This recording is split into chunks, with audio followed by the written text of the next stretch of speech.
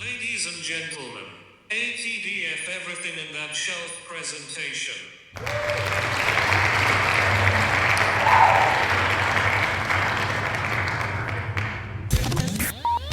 You're now rocking with TDF everything. Spoiled Rotten.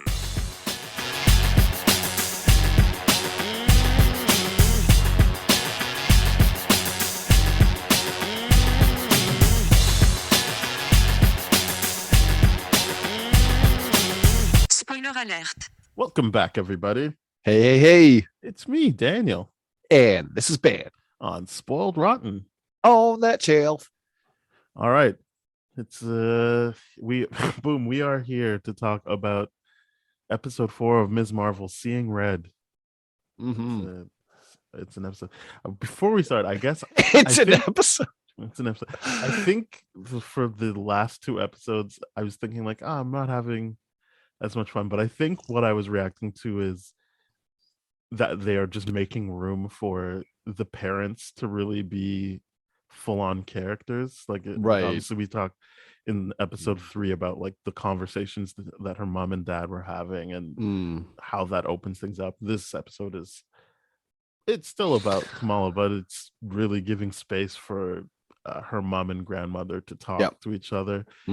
And I think that ultimately I like that, and it's not a downside. I think I was just reacting to like, oh, it's not as fun when we don't focus on Kamala, but I think that doesn't mean that it's not as good as the other stuff. So I think that's my main thing, is that I thought, oh, maybe I'm not liking it as much, but I think I was just like, maybe I should just be appreciating how deep they're going and like filling out characters, because ultimately that factors into Kamala and how she harnesses everything. So like it is important to see her family dynamics in that. Yeah, they're definitely fleshing out characters a lot, right? We're building out a lot of their mom, dad. They're building out their family. I just question myself, like when a while ago when we were talking about like Avengers Endgame and all that kind of stuff, and Kevin Feige said stuff in interviews like sporadically about like, oh, whether or not there would be another Avengers Endgame or all that kind of stuff.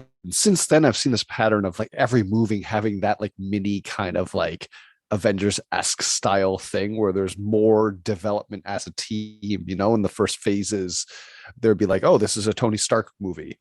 It's all about him, it's all about Thor, it's all about Cap, or and people being introduced at the same time, like Falcon and Natasha and all that kind of stuff.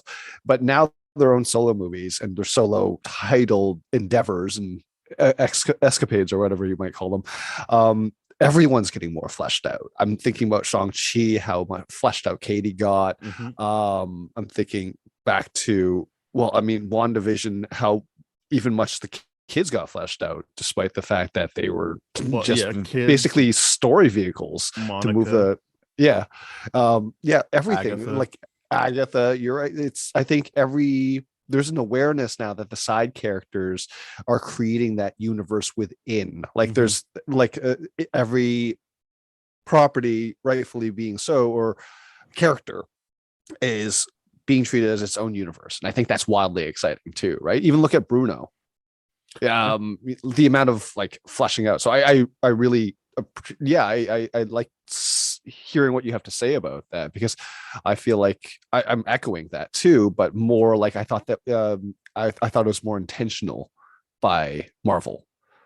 I do think, as you said, expanding it outside of the show, that it is intentional. But it was just more me refocusing and not being like, oh, I want the fun stuff, and being like, this is all good stuff. The episode starts with Muniba and Kamala on the plane, and I've heard other people on the Ringerverse talk about how this episode was all about borders and separation. I think it's interesting that the first visual is Kamala and her mom being separated by that guy on the plane. They're not sitting together on the plane. Yes. That's all I have to say on that. I don't really know where we already know they've been divided, but I think that's interesting that in this episode that's so firmly about division, that you start off with the two protagonists of this specific episode being separated visually, as well as obviously when they start talking. And I thought they addressed it head on. It's like, yes, you're going here because your grandmother's really old and she asked, so this is happening. We're gonna call a truce. Like, you're still in trouble when we get back. You ruined. And I didn't even really think about it in those terms of just like, you ruined your brother's wedding. Like, so like, and she's not talking about it like specifically. Oh, I didn't realize you knew how to speak unless you were asking for a Canada Dry or whatever. And it was just like, yeah, like she's not communicating. Yeah, and for all they know, she ruined her brother's wedding for no reason. Yeah, and it's just like, well, yeah, like, you're still in trouble. This isn't like, oh, I just forgot about that. It's like, we're doing this now for my mother.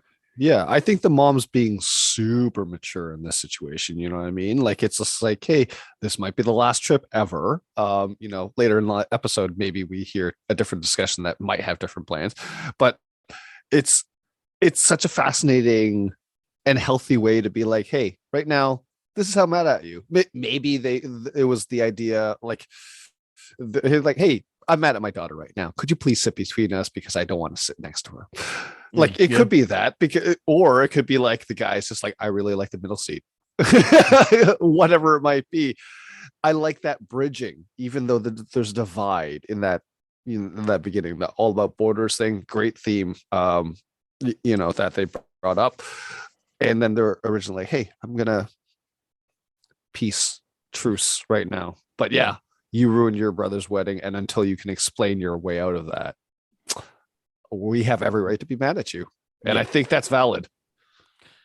From her perspective, valid. She's being stonewalled, right? That's the way I see it. Like the mom is just not getting any information. So like, you're still in trouble, but your grandmother, and I 100% understand. It doesn't feel like it's just convenient for the plot. It's like, like, how long does my mother have? Like, I'm not gonna go there and continue to be shitty to you in front of her. Like, let's just let her have like a happy time. Yeah, but also, like, I mean, even if the mom, the grandmother wasn't old, it's just like, why would we travel around the world just to bicker in front of someone else? Like, that's kind of shitty too.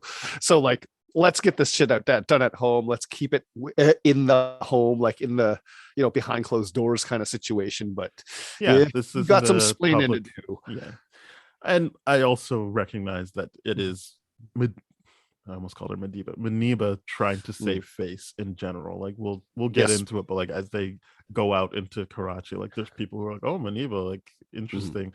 So I also understand that this isn't just for the grandmother. Obviously, it is her being like, don't embarrass me. Like, she says at one point, don't be weird, but like, she's just kind of like, please, like, we got enough going on. Just act like we're friends, please. Yeah, like, just she's like, it must be that same level of hatred. It's like, oh yeah, people don't like me here. I got a bad reputation, so don't add to that. It's like, what's her face in Egypt? Oh, well, the scarab thing that it never was relevant. Yeah, that was not relevant. This is relevant, I believe. They're actually exploring it in this show. That was, I believe, explored in Moon Knight. Yes, because I mean, they're going to follow tradition in the sense where they're going to stay within, like, the grandmother's house. They're going to stay in that community. They're going to be social with people that they know. And it's like, these are people that know my story. It's not like I'm going there and they're criminals that don't like me because I stiffed them on a bill or something like that. You know what I mean? This is like, no, they know my whole history. They're going to judge, and don't make it worse. I get that so hard. So we meet at the train station, Nani and Kamala's cousins, but basically I skipped forward to when Kamala is like in Nani's, like, I guess, art room, where you get to see what she's painted, what she's drawn. And she shows off the picture of Aisha, Nani's mom. I know her name isn't Nani, but I don't remember the character. I just know it's the grandmother that they say Nani. But like, so obviously they're talking about that, and Kamala brings out the bangle now. She's kind of like, all right, like, here we go. This is the bangle. I like that she did that. She was like, hey, we're here now. Like, tell me about this. It's time. We're going to talk about this. And I like that she's like, am I really a jinn? And Honey's like, yeah, what? So who cares? It's just bloodlines, genetics. it's genetics. Who cares? And then she's Which like, and I love. sorry. Yeah, I mean, they get into the Jin talk more with Waleed later, but like, yeah, the grandmother's just kind of like, I don't really care about that kind of stuff and like what people think of Jin. Like, all I know is this bangle saved my life last time it was used, so like, that's important.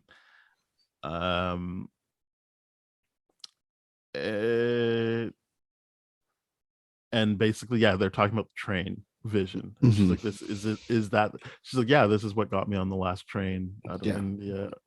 Tell me about the night. And she says the exact same thing, which is not helpful, right? Like, I was hoping she'd say a different version of like, "Oh, this like path of stars I could step on, like physically," and then Kamala would be like, "I think I know what's going on there. Look what I can do."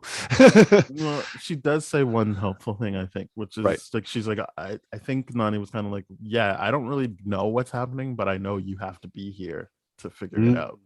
And that was weird to me. I was like, you sound very confident on the phone. You knew exactly what this was. Now you're saying, well, all she we just said need to was, figure it out you together. saw the train, I saw the train, you have to come here. I mean, fair. She didn't really sound confident about anything other than please come here. And she was confident about them needing. You're right. And then she doubled down here. And that is what we've been talking about the show is, right? It's like Kamala being able to consolidate everything about herself to be able to properly harness this power. So she spent all her time in New Jersey, and this show, this episode specifically is showing all the ways she hasn't connected with the Pakistani part of her life. So yeah, the grandmother's right. You need to be here now. You had your time in the States to figure that part out. Now you need to marry that stuff. Right. I think it's I think the show goes at great lengths to be like, hey, you're not really from here. Like everything here is really, really foreign to you and all that kind of like, it's the spicy, is like everything is just brand new to her. And it's interesting because she's always in that situation where she's on the outside, right? In America, she's choosing to do it with the her being disassociated in her dreamscape world, and in Pakistan she's literally forced into that element. Because I just noticed in that episode, I'm like, oh, other than the texting thing, she's not in her dream world anymore. She's literally present now, and it's kind of very interesting to me, you know. So then basically Kamala's like, yeah, I'm trying to do this, but I feel like I'm just like breaking it up into a bunch of pieces. I actually wrote down the thing. I'm trying to piece together 100 different things, but I'm breaking more than I can fix. And I think the helpful thing Nani says is like, well, when you've lived as I have, lost as I have, then you learn to just find beauty in those pieces. And I think, to me at the very least, it's like, yeah, like enjoy the journey and like find your small wins in that, instead of trying to be like, no, this end goal is the only way I'm happy. Right. I think there's different ways to look at this. There's obviously a Japanese art style kintsugi that's like putting together broken pottery with gold, so to resemble that the piece is now more beautiful having broken and put back together. And I think there's different kind of interpretations of what that would look like across different like people. And in this, I feel like the grandma's really referring to like, yeah, we're broken, we all are going to be, but we all still have our pieces together, you know, and how those link up or how we try to put those back together is what's important. Very much like that kind of journey of like all this kind of stuff, because it's so naive to think like, oh, we're going to go through life and not have challenges, not get broken apart, and not have to deal with those kind of things, right? And I think her grandma is just basically being like, yeah, you're at the beginning of your journey. Once you get to where like I am, you'll understand how you can see it differently. And I think that's interesting, to be like, hey, you're not broken, you're still whole, they're different pieces and all that kind of stuff. It's a part of living, maybe, is how I took it. But wonderful thing that you brought up, just to highlight that. Oh, I love that moment. Yeah. So then Kamala goes out with her cousins. I think the first thing we see is she's at lunch, and as you talked about, like the food is too spicy. She didn't know that it was going to be spicy. She's wearing jeans, so they can't go inside. and I think the big thing I liked about that, there was the comedy of that, and also just highlighting, as we talked about, like how she's an outsider here as well, is that her mom is kind of an outsider as well, because like her friend comes over and she's like, Kamala, that's not really a Pakistani name, but makes sense for Muniba to do that. She's always such a rebel, which in the moment I feel like it's like, oh wow, that's kind of nice that Muniba like did her little rebellious thing with by naming Kamala something that's not traditional to Pakistani people. But like I think it was more just like, she's like, I like the name, and also people just think I'm rebellious because of my mom, and like how I react to her being perceived as the crazy one. So I just really liked that moment because it meant something different later on in the episode to me. But like in the moment I was like, oh, like that's cool that like she picked a different type of name for her daughter, and then you're like, or that wasn't as intentional as it seems. It was just kind of like, well, I like that name, and I'm kind of upset that you're bringing up that I'm a rebel. Yeah, it's like those two things are unrelated. I couldn't, I didn't know what to make of that moment. I was just like, was that a cheap shot? Was that like genuinely like, I like the name? Well, I but think just that woman just genuinely, yeah. I think instead of being like, hey, your mom's a weirdo, no wonder she gave you a weird name. I think she's just as a friend being like, yeah, well, you're rebellious, like you push back against the norm. So I think that's not really a shot. I feel like she would have out and out said like, that's so weird, that makes sense. Okay. Yeah, so it's like, oh, kind of what, let's see what you have in store, because are you as rebellious as your mom? Because you already are. Where I think that's a positive spin on what the rest of, because she still is a friend, I'm assuming. Like, I didn't get the sense that Muniba was like, oh my god, get her out of here. I think she was like, yeah, like this is a friend as much as I had a friend when I lived here. But I don't know, lately I've just seen a lot of friends be a lot of mean-spirited passive aggressiveness towards each other. So in this moment I'm like, I genuinely didn't know if that's your way of ribbing on each other, if that's the inside joke, if Muniba's gonna rib you back, or you know what I mean? Was that mean, or I couldn't, but I mean, I like the way you're interpreting it. Like they're like, I only interpreted that way because when we were in episode, I can't remember, I think it was one where she's trying on the dress or what, not the dress, right. Like her Muniba's friend had no problem like out and out being like, oh, you're too short, or like I think that in this culture they just would have called it out for what they thought it was. That bluntness, they would have bluntly immigrant cultures there is have. What the grandmother does, where she's like, oh, your skin is ashy, and that means something different. Like, you're right. Didn't she say something like you gained weight to the daughter right away or something like that when she saw her? No, she said your skin's dry or whatever. Oh yeah, something like a neg right away. Okay. And I understand that that's just a protective thing and like or whatever, but I guess what I'm saying is I don't think she would have spun it as you are rebellious, because then when we hear later we'll get to see, we're going really slowly through this episode, but like I think that doesn't make it less painful, but what I'm saying is I don't think there was malintent in that comment. Gotcha. I think she already said she already said the negative thing, which is you don't even have a Pakistani name. And then she was trying to backtrack and be like, but I guess your mom's rebellious, so like that makes sense. Right. Cool. Yeah. Well, who knows? Who knows? But it was nice to. I found the fun thing about that moment was almost like Kamala was like, wait, was my mom cool? And I'm like, yeah, you're finding out your mom used to be cool. Deal with it.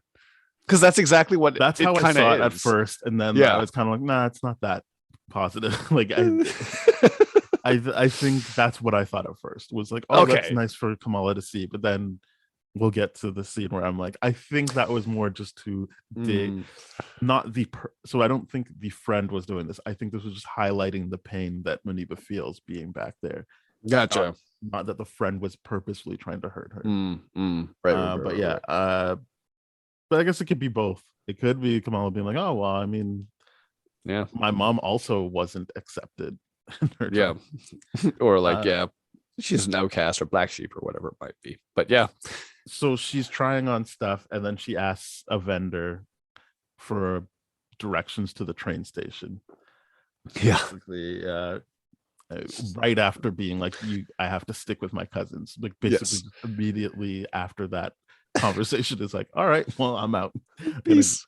You got, because she asked them to go to the train station. They're kind of like, we're like, no, what are you doing with that? It's like, Just why stick with us. do We've got you a plan. care about that? We're gonna I mean, take you they to the did set up coolest places. earlier that they Yeah. had the whole day planned, so I understand how Yes. they would be like, that's not part of the plan. So no. Yeah. I'm not doing I it. mean, totally. It's like, we want to show you our place. We want to show we want to meet our cousin. Like, I get that. And they do a great job of it. yeah, But and we they were have to like, get to this the is train the- station nonetheless. Yeah, so she goes to the train station and she's looking at the Ant-Man mural Mm, when she gets attacked by a red dagger. there's been a lot of Ant-Man references here, eh? I guess that makes sense considering he's the one that has the podcast and seems to be the most like Mm, out there content Avenger. creatory. Yeah.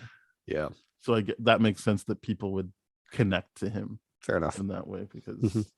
you feel like you know him through his podcast. Right. Yeah, so she's attacked by the red dagger, one of the red daggers, Mhm. and they do their fight as typical superhero stuff. And then there's like, I guess the red dagger, I think his name's Kareem, is kind of like, oh, you're not part of the clandestines. Like, oh, okay. And then how do you know Aisha? And then that's their way to be like, all right, we're on the same side, I guess. Mhm. And we learned the red dagger's whole thing is to protect Pakistanis from the threat of the unseen. Right. So it makes sense that they are fighting clandestines. Waleed is there, and he's the older statesman, I believe. And I'm assuming he's not Kareem's dad, because then that would have been a very sad, like. Yeah, I don't think they're. I think he's just don't think his they're related. mentor, or like he's just the elder Teacher, statesman. or yeah, like. But so Waleed was kind of like, yeah, like the grandmother, like you're getting really caught up on the jinn part of this. That's just like a generic term at this point. Like Right. Frodo would have been called a jinn if he landed in the Himalayas. Like it's just a way people try to explain away something they can't explain. Like which I think is the show being like, so she still could be a Kree or still could be inhuman. So like, don't count that out.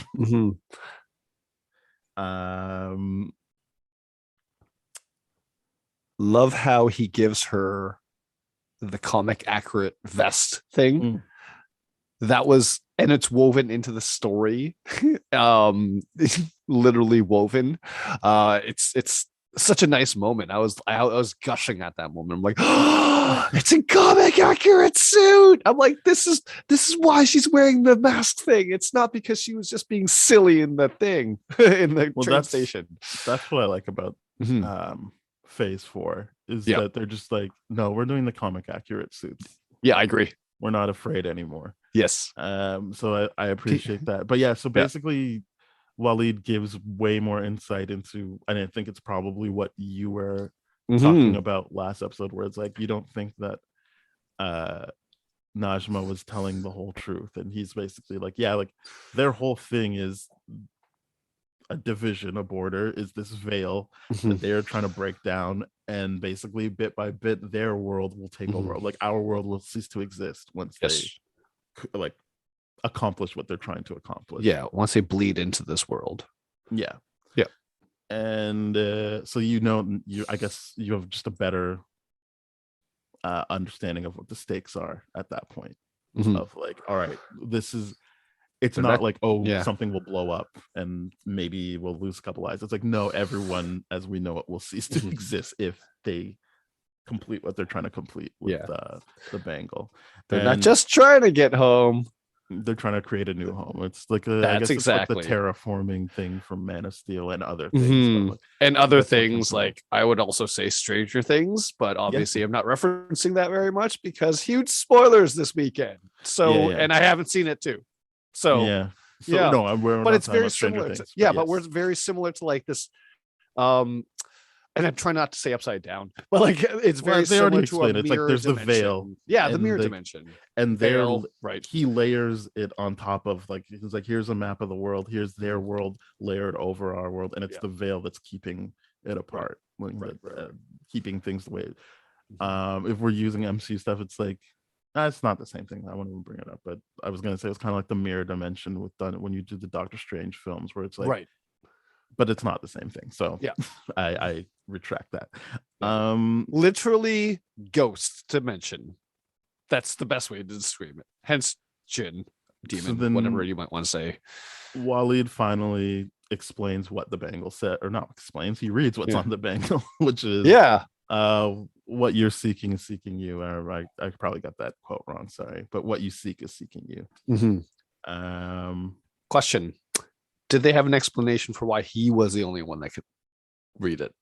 Like literally no one said anything prior to that. It was weird to me. She didn't ask anyone that spoke the language before him. Valid. Yeah. I was just asked her grandmother, but she didn't. She right. Definitely isn't showing it to her parents because I think she's trying to make it seem like she didn't take it. Right. Even, like because the mother was trying to hide it from her. Right. Bruno's not gonna know it. Are they trying to point that out? Like, are they trying to point out like she didn't ask anyone else because Bruno wasn't there, and that's usually what he would be doing. Well, he's the inquisitive one, right? But like Bruno would also be like, "Hey, maybe this person might know," or like, it's hard to think that he wouldn't have been like, "Hey, let's use Google Translate" when he has a thing that can read her whole biothermic temperature and everything. But either way, I'm just drawing my own issues. I mean, I'm willing to believe that we're busy working on a bunch of other stuff to figure it out. Yeah, maybe he is in Caltech.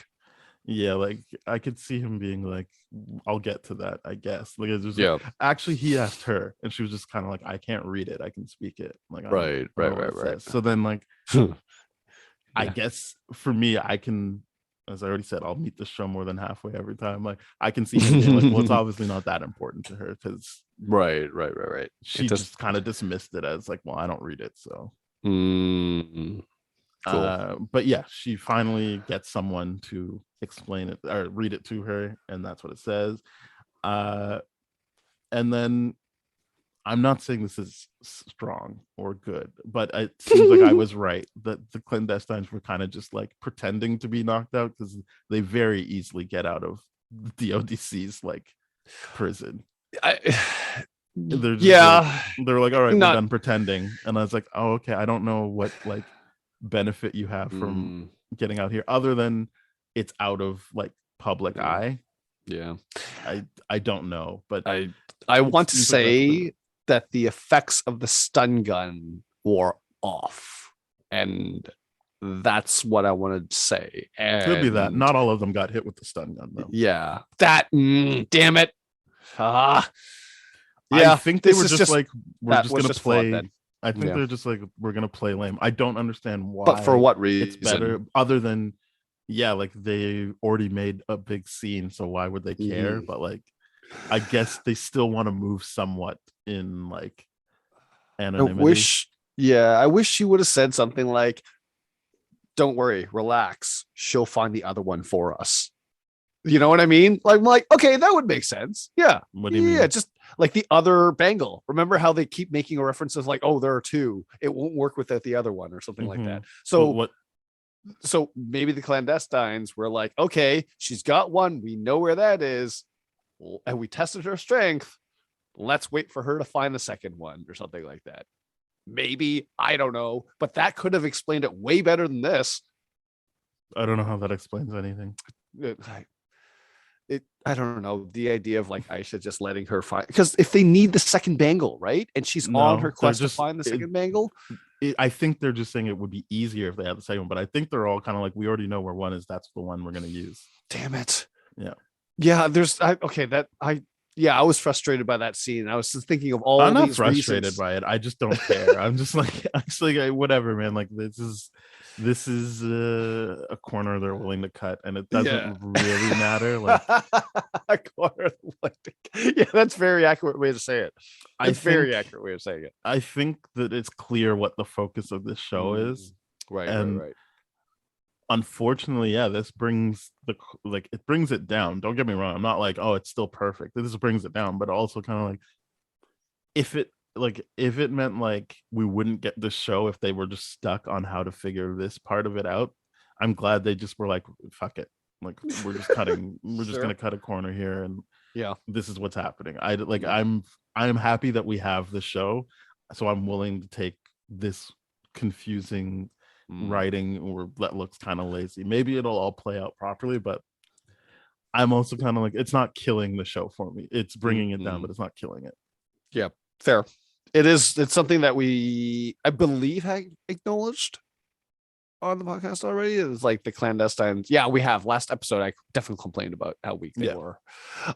Yeah, it's something that we'll double down. Well, I'm gonna double down on. I agree with you. This is just the writing around them is weird, and it's just not good, and they're not strong.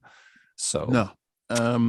And it's a shame. Najma basically makes the decision like, I'm done with my son, Kamran. Leave him behind. Yeah, he got exiled.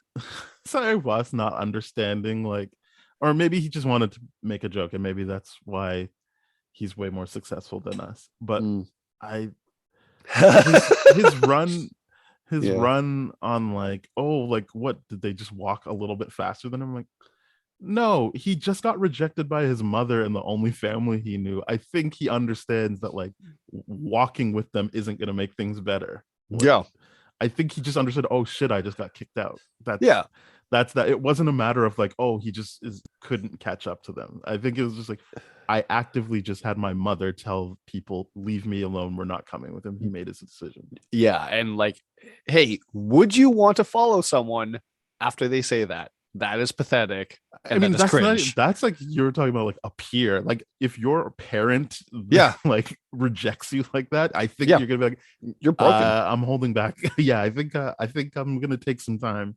Yeah.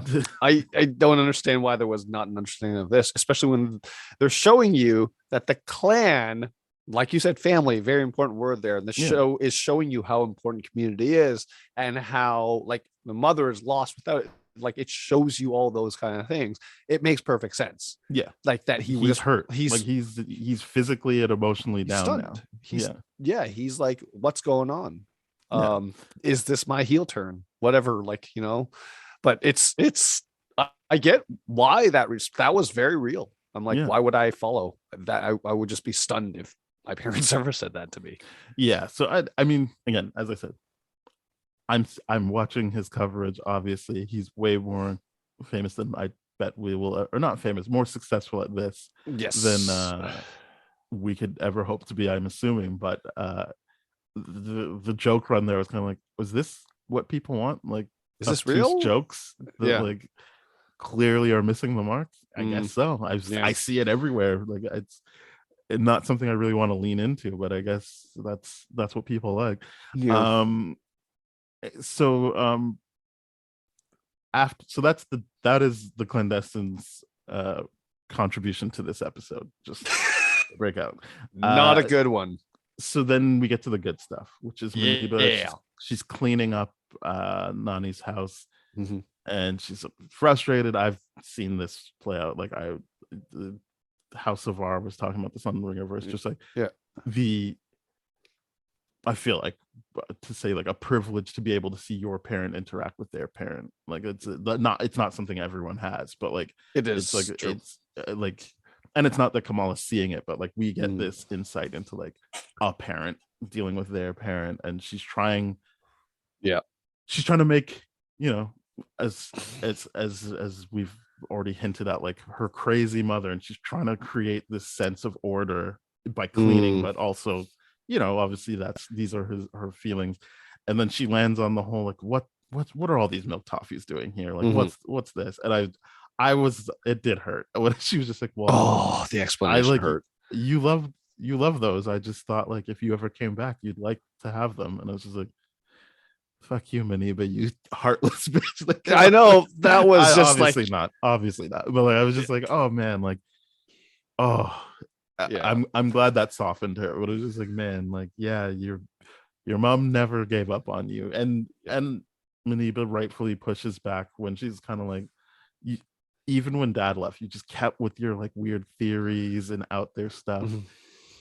And I understand what Nani was saying, which was like, I just want to share that with you. Like, and I think that's been Nani's thing the whole time, is like, it's important for me to share like what's in my head, what I'm thinking about, and like bring you closer. And I think Muniba is right to point out, like, that's clearly not how I was going to connect with you. So I needed you to be the mother in that situation and actually like connect with me. So no one's in the wrong. I made a joke, Eric Voss style, but no one was in the actual wrong here. I like that they just showed both sides with that. That like, the mother, the grandmother, they both are coming at this earnestly and want to connect, and you see what has stopped them from connecting. It's one of those things where it's difficult to see that strained relationship, and you know, like them not having actually had any resolution towards it and all this kind of stuff. And it humanizes her so much in front of Kamala, and it's like Kamala doesn't see that. Well, fair enough. But wait, I thought you said the interaction with to see the interactions with the family members. But you're right. It's specifically, that, but we see it. Yeah, specifically in this moment, it's just them. It's just them, and I think back to a few, like an episode, like the wedding episode, which was last episode, how someone said to Muniba the strained relationships between daughters and their mothers, right? Always, and all this kind of stuff. It's just right. This scene hits home. There's so much heart in it. Yeah, and I guess I missed the part where she was kind of like, I should bring up my notes, but Muniba basically is like, oh, this place is a mess, and I think she sees the mess as like deteriorating mental capacity, and she's like, no, it's time for you to come to the States and live with us. And I like that Nani was kind of like, that, wow, okay, well, I thought you went all the way across the world to get away from me. And I like that when he was like, it wasn't you I was getting away from, it's just, and this is what we were talking about earlier with that friend being like, oh, you were a rebel. It's just like, everyone thought I was just the daughter of the crazy woman, so I got treated a specific way. So I was trying to leave the way I was being treated, and that wasn't specific to you. Obviously, you're a big, that her mother factors a big part into how she was treated, and we know objectively that's true because of how aunties talk about Aisha, the mother, and everything. Like, it isn't in Muniba's head that people were treating her poorly because of her family. That's right. You just see that, and that's why I was saying like that moment at lunch was a reminder of that, of kind of like her friend can spin it as rebellious, but we know that it's more just like, well, that's the crazy family. And she was trying to get away from that, and so again, no one's in the wrong, but I like that the grandma was kind of like, why would you want me there? Isn't that just what you were trying to get away from? And she's like, no, that's not it. They couldn't escape that reputation that had already been built around their family there. It's tough. I mean, everyone talks, at least in America. It's just like, you get that ability. And I think that's what Muniba got, is to just start fresh, started new. Like even though she was talking about family with the mosque. Even though she was talking about that isolation those few episodes ago, that that was more last up. Damn it, my sense of time is terrible. Anyways, because we did the Obi-Wan Kenobi. It is because we did a gap episode. I think back to that episode where she's talking about starting over and how hard that was. That was still preferential to escape the chains of what was holding her back, right? She needed to find a bit of independence. She needed a lot of independence for sure. And it's a heartbreaking scene, because her whole thing is you still need to be part of a thing which is not independent. So fair enough. So you're right. Obviously, that is what that action is trying to stake your claim of independence. But I only tried to balance it out with the fact that she still wants to be a part of something and not. You're obviously right. Wanting to do my own thing, recognizing I can't do it alone, but I want it to be my own community that I start is understandable for sure. And that's why she's saying it's not you specifically, Mom, because she would gladly have her mom be a part of this new community she started. It's our history. Specifically things because out of your control, because of you. And well, it's very, very it's a heartbreaking scene. Yeah. And then there was a nice button on that scene is Kamala coming back from hanging out with Kareem on the beach. She has the nice biryani or whatever. I'll finish this thought and then I'll say what I was going to say about the biryani. Then so she basically she comes home, she gets everything okay with your mom, and Minnie was kind of like, yeah, I mean, you know how moms are, which I thought was perfect writing, perfect delivery. Yeah. I was just like, you know. And then she's like, here, have some toffees, I love them. And so she's like, Muniba's embracing her mom's vision of how they used to be, and enjoying herself. And you see Kamala kind of being like, oh, how could you eat this? Like, she's like, oh, you need stronger teeth. And it was a nice moment. But what I thought was interesting about it was Kamala has 3 meals, or not 3 meals. She eats 3 things that we see on camera. Yes. So there's the really spicy stuff with her cousins. And she's kind of like, well, what's going on here? Yeah. Book ended with the hard candy with her mom. Yeah. And so it is kind of just showing like the division she has with family members. And then when she's out with this new person, Kareem, he's got just the right food for her. Yeah. Like, yeah. And I just thought that was interesting to show like her connection to stuff or to people through these food items. Yeah. I really liked that they used food in this, even though like I know notoriously you've like, and a lot of actors have said like, I hate eating during scenes because they have to do so many takes and they have to eat so much. But because in this culture, food is such an important part of everything, right? To show that on screen was so cool, I think, even though I know like this would have sucked to be doing this and eating so many versions of this and so like doing however many takes to get the chewing right or whatever. But it's one of those things that I really, really appreciate. I love that you point that out, the 3 kind of things. And the one thing I will point out is when she said something like, I've never eaten food out of a bag before. I'm like, yes, you have. It's called a bag of chips. There we go. Well, no, she said, I've never had biryani out of a bag. Damn it. She didn't generalize. I heard she was saying, because they were like, oh, have you ever had this? It's like, yeah, but just never out of a bag. Fair. I like to point that out to people who are like, I've never eaten out of a bag. I'm like, yes, you have. It's a bag of chips. No, she didn't say that. Fair. Damn. Your memory is so much better than mine. Mine's terrible. I mean, I watch it twice so I can take notes. Yeah, but I'm landing in the ballpark, which is important. Yeah. No, she did. Yeah, she wasn't. We're just about to show that I wasn't actually paying attention to my own notes. But yeah, so Kamala is exploring her powers now with Waleed and Kareem. Yes. And so I thought Waleed was saying like it's your human part that's kind of like dampening the powers. But then the Ringiverse people were saying no, he was saying that that's the only reason it's working is because of your human side. So I guess I just got it wrong. It was so that's the second thing I got wrong today. Right. I don't know if you remember it differently. I thought he was saying, oh yeah, like it's dampening what you could be doing. I think we've just proven that I can't remember or that's not reliable. So I'm not going to. There's many times where I like insist that it was one way and you were right the whole time that it was. Well, I mean, if that was true, I can't remember. I think my version of take or that what I remember is like the powers are dampened, and I think that's related to the fact that they don't have the second bangle. Like I just okay. I keep going back to the second bangle. Humanity. I thought he said something like, yeah, it's like your humanity that's like break. So and I thought what they were saying was like, yeah, she still hasn't found that perfect mix. So what I think it is like her humanity is what's allowing her to use the powers in this dimension, right? The Jinn obviously don't have their powers in this dimension. Like if you look at the clandestines, that's why they look so weak and pathetic to me. It's because they don't actually have that ability. But what they do have is their stupid weapons. Undercut. Yeah, they have their stupid weapons. But Kamala here has, you're half human, half Jinn. So you get to bridge both worlds, you get the strength of both, kind of like a Blade situation, right?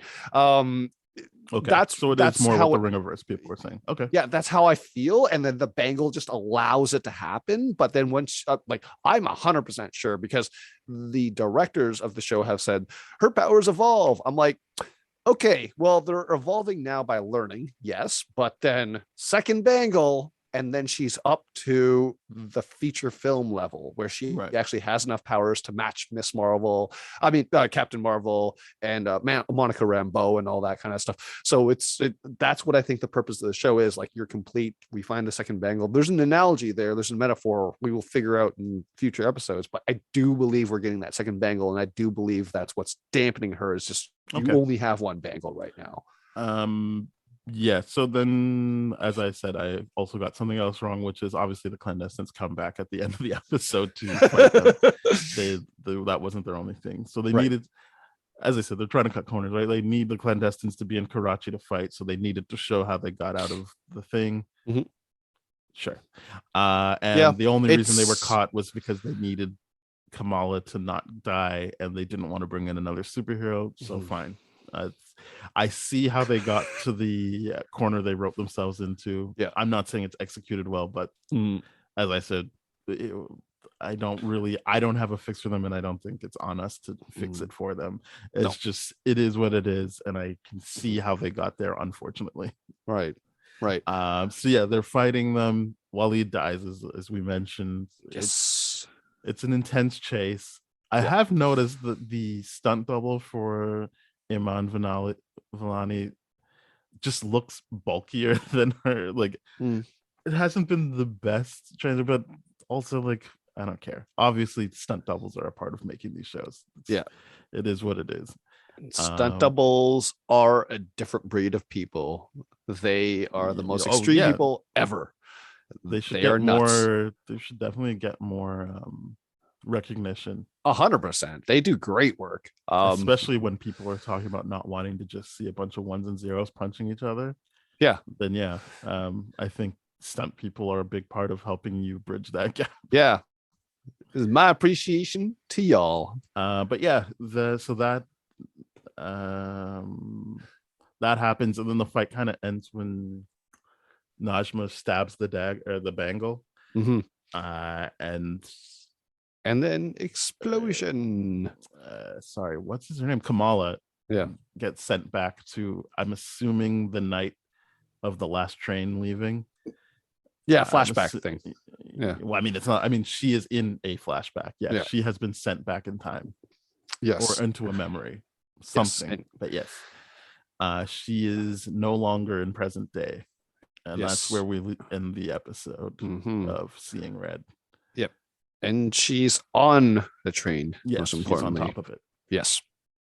So, well, I mean, that was a sudden shock to the episode, but I mean, I know where we're going next. To the past, baby. We're there. So yeah, that was this episode.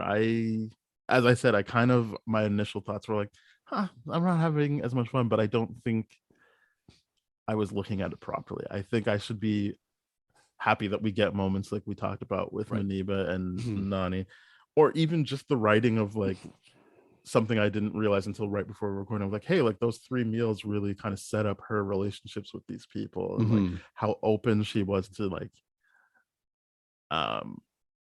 being around Kareem. And I'm not trying to be like, oh, and she wants to bone him. I just mean like she was just open to like that relationship. And I like that it was in that beach setting where he's kind of playing the guitar, and it wasn't like, oh, because he's teaching her about powers. It was just like, they can relate when it's not on like work terms.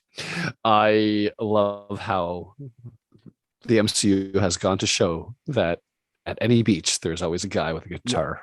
I mean, I wasn't a fan of it, but I was also like, well, I think it's important to show it in this setting. Yes. It's just like, this isn't like secret superhero stuff. That it is just he is also a kid. Like they're just vibing on the beach. And I'm like, the fact that there's a guy just full on serenading the whole bunch of friends is a little cringe right now. But that's what's fun about it. Because I do love myself some cringe. I am still very much enjoying the show, and I like that it's expanded its attention to detail to the parents as well.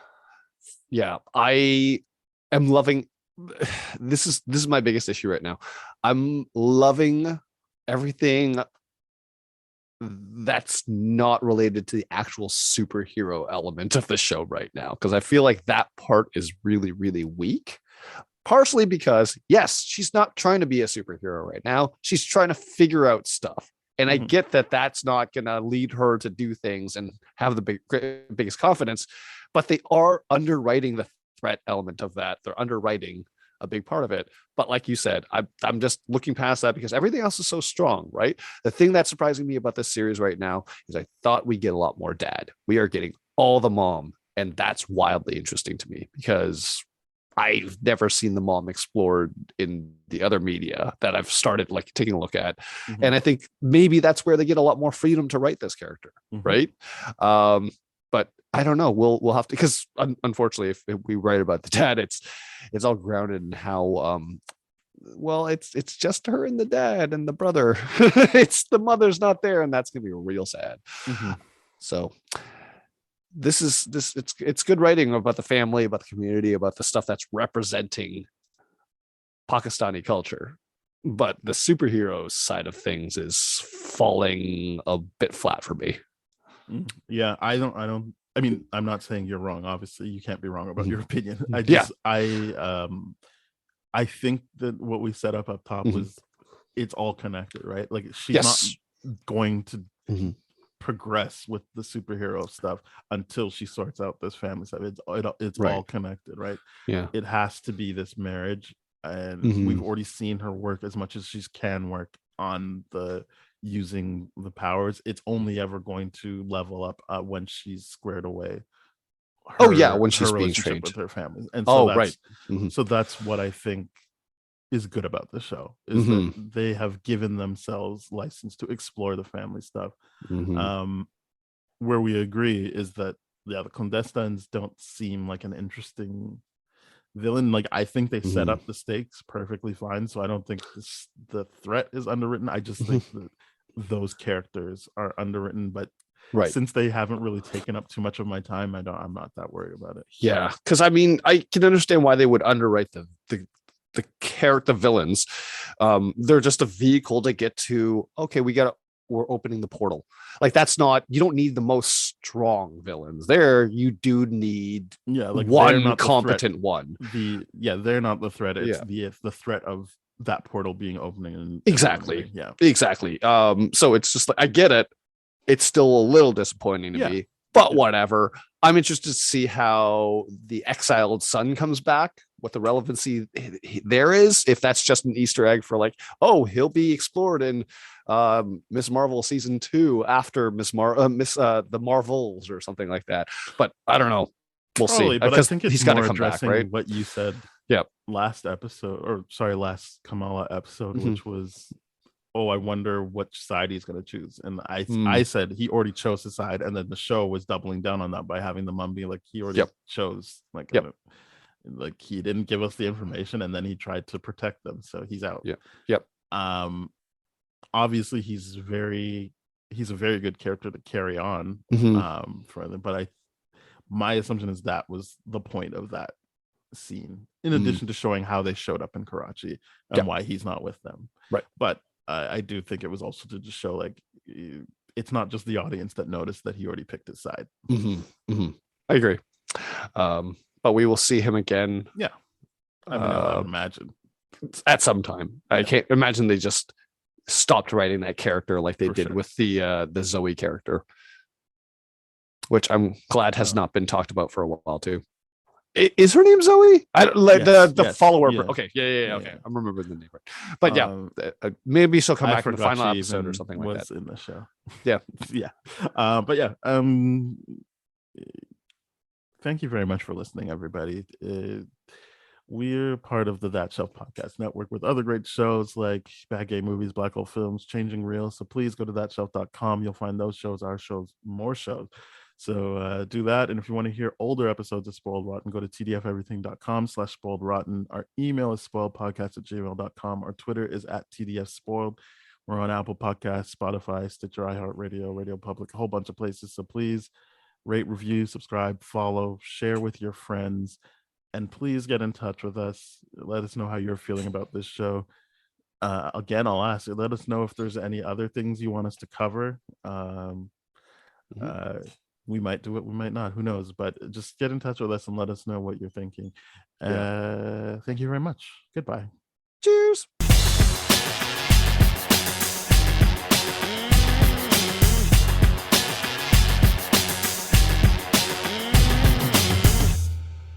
This has been a TDF Everything production, brah.